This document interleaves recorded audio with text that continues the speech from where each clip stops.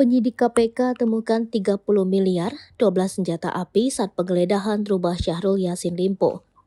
Update kasus dugaan korupsi di Kementan yang diusut Komisi Pemberantasan Korupsi. Kasus korupsi yang menyeret Menteri Pertanian Syahrul Yassin Limpo hingga dikabarkan sudah masuk tahap penyidikan. Penyidik KPK menggeledah rumah dinas Menteri Pertanian Syahrul Yassin Limpo di Kompleks Widya Chandra, Kebayoran Baru, Jakarta Selatan pada Kamis 28 September 2023 hingga Jumat 29 September 2023. Dari rumah dinas Syahrul Yassin tersebut, KPK mengamankan mata uang jenis rupiah, dolar Amerika Serikat, dan dolar Singapura. Totalnya mencapai 30 miliar rupiah. Diketahui selain uang miliaran rupiah, tim penyidik KPK juga menemukan 12 senjata api berbagai jenis dari Rumdin Syahrul Yassin Limpo. KPK sudah berkoordinasi dengan kepolisian untuk menganalisis barang bukti yang sudah ditemukan secara keseluruhan. Pihak kepolisian sudah mengambil barang bukti senjata api tersebut dan melakukan analisis apa saja tipenya.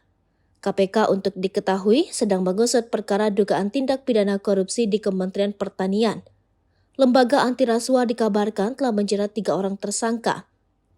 Mereka ialah Mentan Syahrul Yassin Limpo, Sekretaris Jenderal Kementan Kasdi Subagiono, serta Direktur Alat Mesin Pertanian Muhammad Hatta.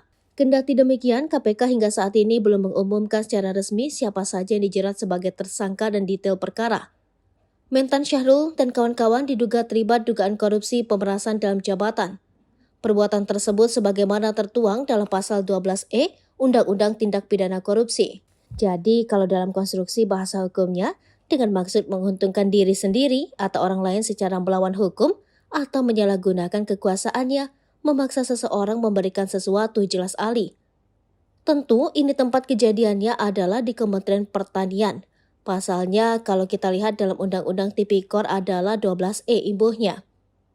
Bunyi pasal 12E Undang-Undang Tipikor, pegawai negeri atau penyelenggara negara yang dengan maksud menguntungkan diri sendiri atau orang lain secara melawan hukum atau dengan menyalahgunakan kekuasaannya, memaksa seseorang memberikan sesuatu, membayar atau menerima pembayaran dengan potongan, atau untuk mengerjakan sesuatu bagi dirinya sendiri.